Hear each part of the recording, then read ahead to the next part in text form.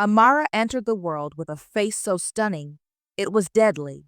From the moment of her birth, a terrible tragedy struck. Anyone in the clinic who looked at her died instantly. Nurses, doctors, and even visitors who came too close collapsed lifeless. Only her parents, who loved her deeply, remained unaffected, though they feared the mysterious power she carried. As Amara grew, her parents knew they had to protect her from the world, and the world from her. Her mother chose to teach her at home, keeping her apart from others. Amara was incredibly smart, absorbing knowledge quickly. She read piles of books and solved difficult math problems with ease. Yet, despite her brilliance, she felt lonely. She had no friends and never played outdoors like other children. She could never show her face to anyone. When Amara turned 17, her parents decided she should attend college in the city of Ibadan. They couldn't hide her forever. To keep others safe, she covered her face with a scarf, concealing her beauty. Only her eyes showed through the fabric. She was always careful to ensure no one saw her true self. At Ibadan University, Amara became well known for her sharp mind. She passed every exam with top scores, finished assignments faster than her classmates, and earned praise from her professors.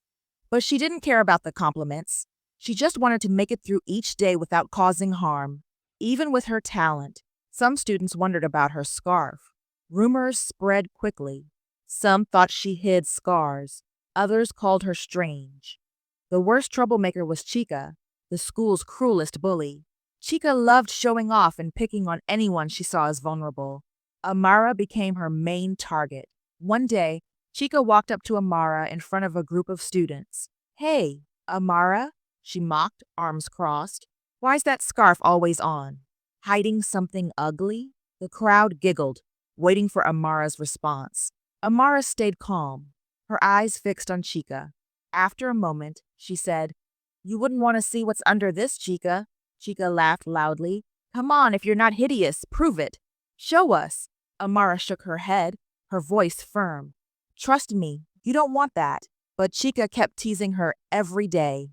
"If you're not scared, take off that scarf." The students snickered. Amara ignored them, knowing the danger. She didn't want anyone hurt because of her. No matter how hard she tried to focus on her studies, Chica and her friends wouldn't stop. One afternoon, as Amara headed to class, Chica blocked her path. "Today's the day," Chica said, her eyes gleaming with mischief. "You're showing your face, or you're admitting you're hiding something gross." A crowd gathered, curious about what would happen. Amara looked at Chica for a second, then said softly, "If I take it off, you'll regret it." Chica grinned, rolling her eyes. "Yeah, right. You're just afraid." Amara took a deep breath. She was tired of the constant teasing, but didn't want to harm anyone. Stepping closer, she said, "You think I'm hiding because I'm ugly? You're wrong. I'm hiding to keep you safe." The crowd fell silent. Chica's grin faded slightly, but she pushed on. "I don't need your protection. Take off that scarf or admit you're a coward." Amara's heart raced. She wanted to tell Chica the truth, that her face wasn't just beautiful, it was deadly, but she knew Chica wouldn't believe her. So she turned and walked away, refusing to give in. Days passed, and Chica kept mocking her. "You're just scared of being judged," she'd shout. But Amara stayed quiet, focusing on her classes. She wouldn't let Chica get a reaction out of her. Still, other students whispered more. Why won't she show her face? Is something wrong with her? Maybe she's cursed. Tunde was one of the most handsome students at Ibadan University. Almost every girl had a crush on him. He was charming, confident, and very popular. But he wasn't interested in a serious relationship. He enjoyed the attention. Chica, always plotting, decided to use Tunde for her next scheme. During a lunch break, she approached him, flashing a sweet smile. "Tunde," she said, sitting beside him, "I need your help with something." Tunde raised an eyebrow. "What's up, Chica? Another one of your tricks?" Chica smirked. "This one's smart. It's about that weird girl, Amara, who always covers her face." Tunde nodded. "Yeah, I've seen her. What's the deal?" Chica leaned in, her voice excited. "I want you to get close to her, act like her friend, and earn her trust. Then, when she's asleep, slip her something to keep her sleeping, Pull off her scarf and take a picture of her face. Send it to me, and I'll handle the rest. Tunde frowned. Why mess with her? She's not hurting anyone. Chica rolled her eyes. She acts like she's better than everybody, hiding her face like it's some big secret. I bet she's really ugly under there. I want everyone to know. Tunde wasn't sure. He didn't like Chica's cruel games, and this felt wrong. But Chica had a way of convincing people. Tunde finally agreed, thinking it wouldn't be hard to befriend Amara since she seemed lonely. He started sitting near her in class, pretending to care about the lessons. At first, Amara ignored him. She was used to people avoiding her or teasing her from a distance. But Tunde was different. He didn't mock her. He smiled kindly, which made her cautious. One day, Tunde sat next to her in the library. Hey, he said, sounding friendly. You're Amara, right? She looked up, her eyes peeking through her scarf. Yes, she said slowly. Is there a problem? Tunde leaned back, acting relaxed. No problem. I've noticed you around. You seem interesting. Want to be friends? Amara's eyes narrowed. Nobody ever wanted to be her friend. Most people stayed away or made fun of her. Why would you want to hang out with me? She asked. Tunde laughed softly. Why not? You're smart, and you don't follow the crowd. That's cool. Amara didn't say anything, still unsure. He didn't seem like the others, but she wasn't ready to trust him. Over the next few days, Tunde kept trying. He sat with her in class, walked with her after lectures, and brought her small snacks like a candy bar or a soda. Slowly, Amara began to warm up to him. She started sharing her love for books and science. For the first time, she felt like someone truly listened to her. One evening, Tunde suggested they study together at her place. You're so smart, Amara, he said with a grin. I could use your help with these assignments. Amara hesitated but agreed, hoping she'd found a real friend. She made tea for him when he arrived. Tunde smiled as he took the cup, but he had a small packet of sleeping powder in his pocket, given to him by Chica. When Amara turned to grab a book, he quickly poured the powder into her tea. Here, he said, handing her the cup. Take a break. Amara smiled under her scarf and sipped the tea. They talked for a while, but soon her eyes felt heavy. I'm so sleepy, she said, yawning. Tunde nodded, pretending to be concerned. You've been working hard. Get some rest. I'll leave soon. Amara lay down on her bed, still hoping she'd found a true friend. Within minutes, she was fast asleep. Tunde waited until he was sure she wouldn't wake. His hands shook as he approached her bed. He felt guilty. Amara had been kind to him, but Chica's words echoed in his mind. Pull off her scarf and get a picture. Slowly, he untied the scarf, his heart racing. When it fell away, he froze. Amara's face was breathtaking, unlike anything he'd ever seen, almost otherworldly. Her beauty drew him in, like a magnet. Suddenly, a heavy darkness washed over him. His chest tightened, his vision blurred, and his legs gave out. He gasped for air, but he couldn't fight the overwhelming power of her beauty. In seconds, Tunde collapsed, dead. Minutes later, Amara woke up, feeling groggy. She saw her scarf on the floor and panicked. Then she noticed Tunde lying there, his eyes wide open and lifeless. Tunde, she whispered. Rushing to him, she shook him, but he didn't move. Fear gripped her as she realized he'd seen her face and paid the price. Tears streamed down her cheeks as she tied her scarf back on. Why, Tunde? Why didn't you listen? She sobbed. Her cries caught the attention of other students in the dorm. Someone opened her door, saw Tunde's body, and screamed. Soon, security arrived, followed by the police. The officers found Amara sitting beside Tunde, her face covered again. What happened here? One asked sternly. Amara's voice trembled. He saw my face. That's all it takes. I didn't want to hurt him. I warned everyone, but no one believes me. The police were confused. Some had heard rumors about her condition, but thought they were just stories. After talking to her parents and reviewing the events, they decided she wasn't a criminal. This isn't murder, one officer said quietly to another. She's not doing this on purpose. It's something else. Amara was released that night. Her parents hugged her tightly. I don't want to hurt anyone else, she whispered. Maybe I should stay away from people forever. Her mother sat beside her. Amara, you can't hide from the world forever.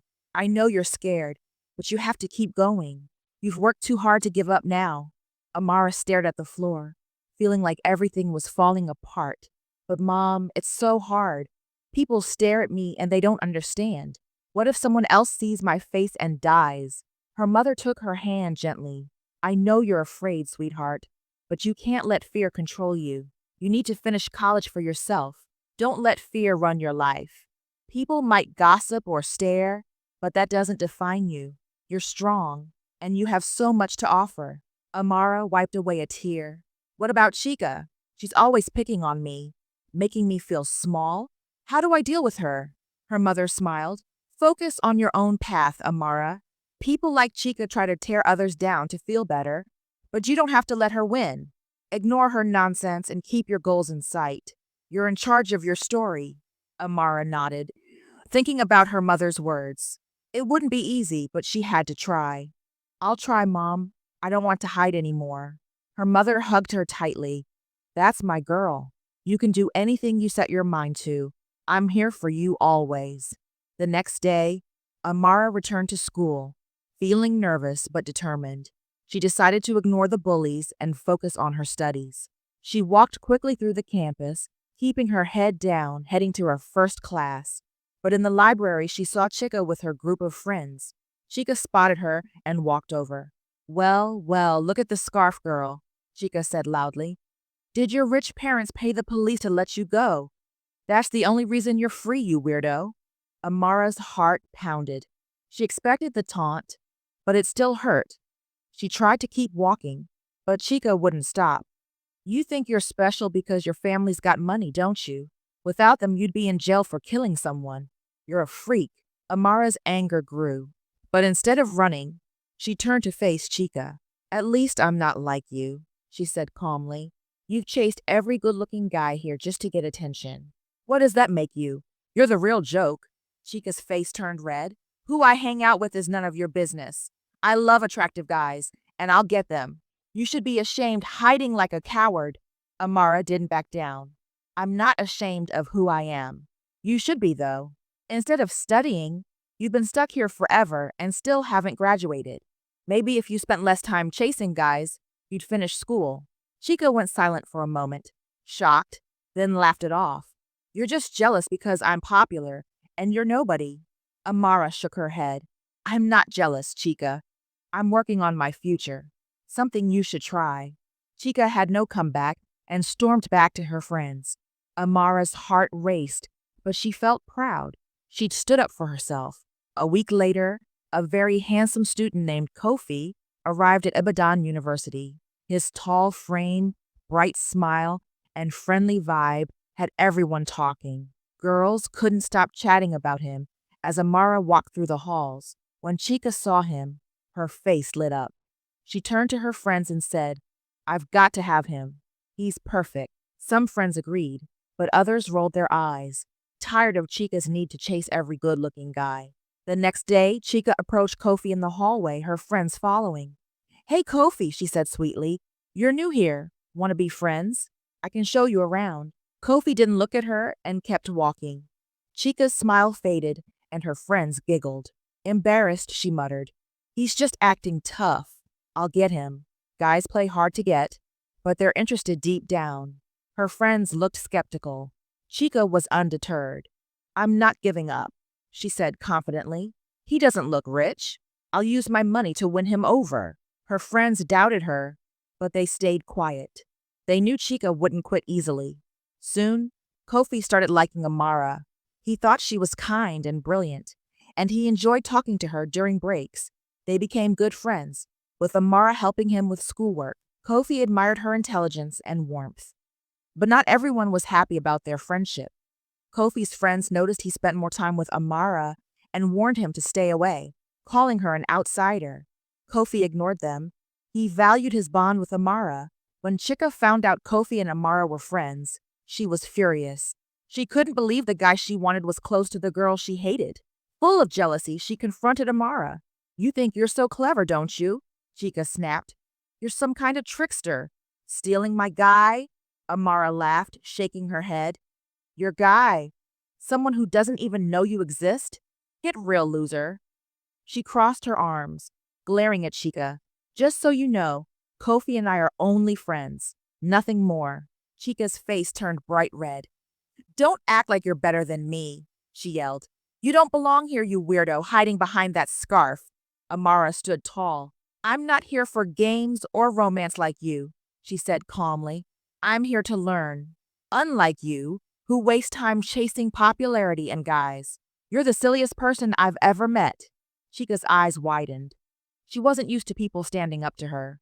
She always intimidated others, but Amara wasn't backing down.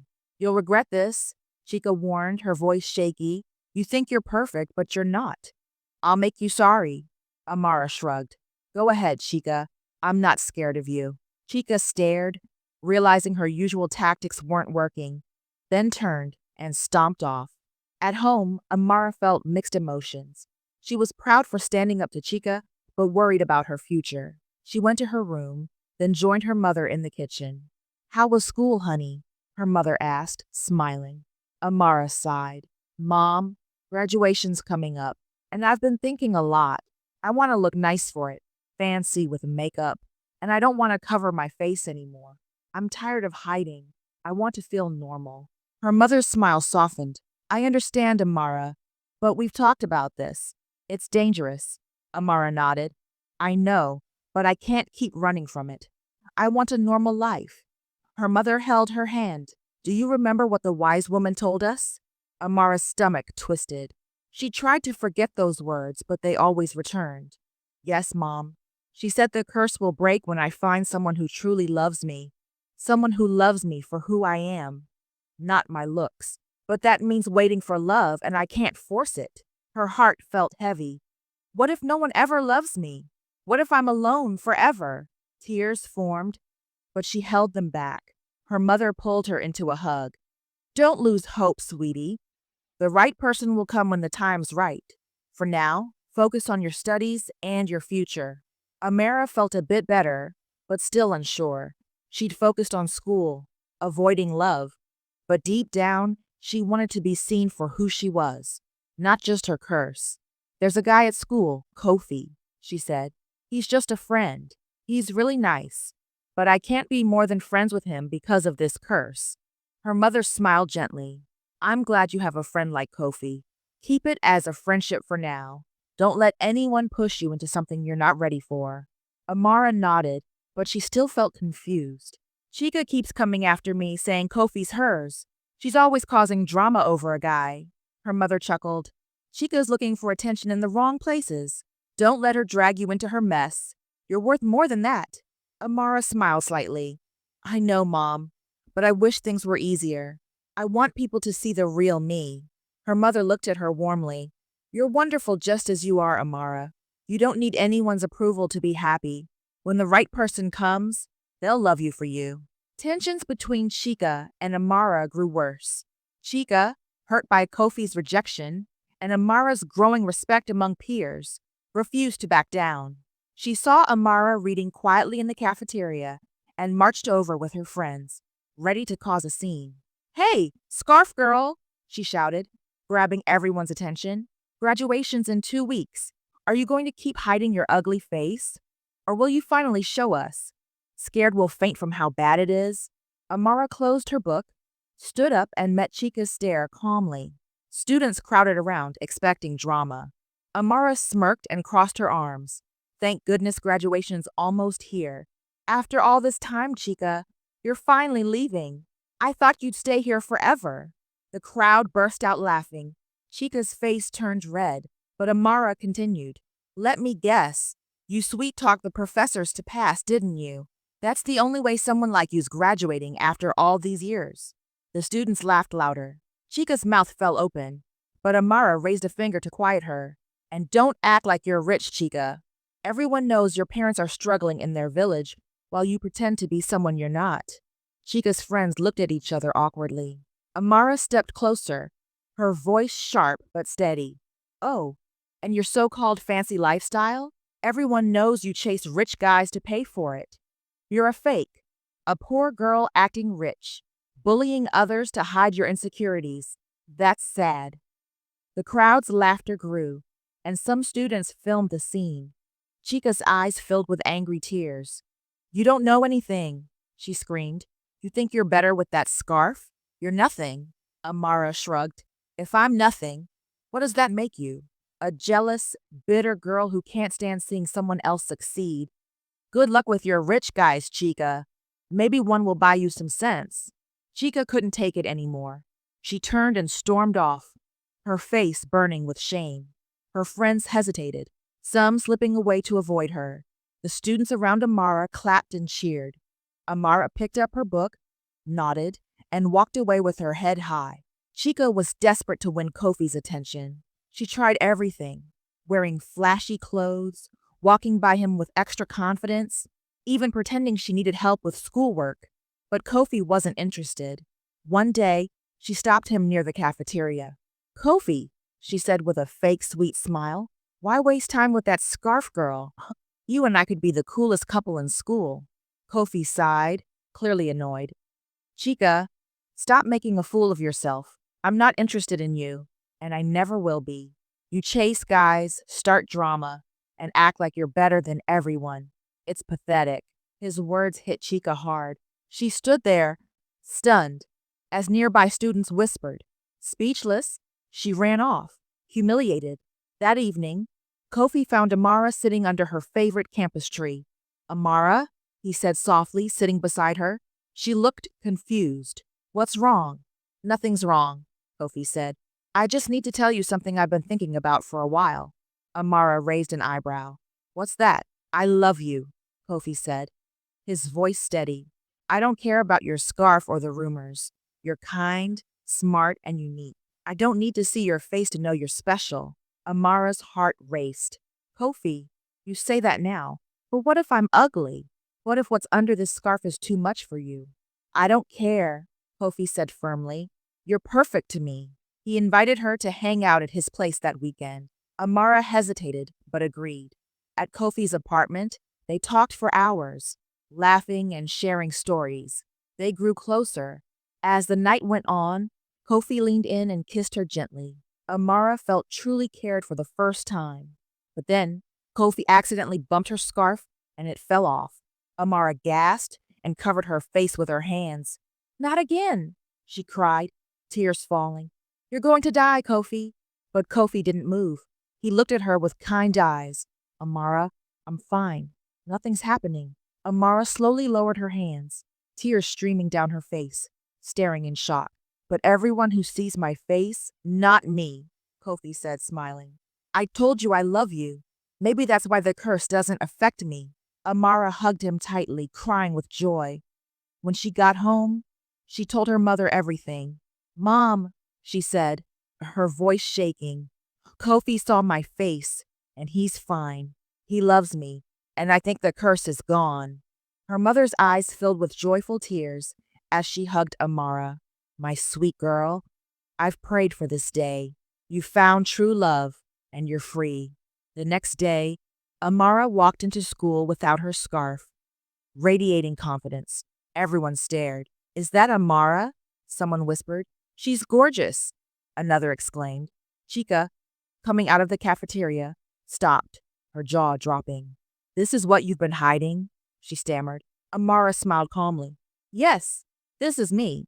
Surprised? Maybe next time. Don't judge people you don't know. The crowd cheered for Amara. She felt free at last. Free from the curse, free from judgment, and ready to live as her true self. If you enjoyed this tale, give us a thumbs up, share it with your friends, and subscribe. For our next story, thank you for watching African Tales by ZIZO.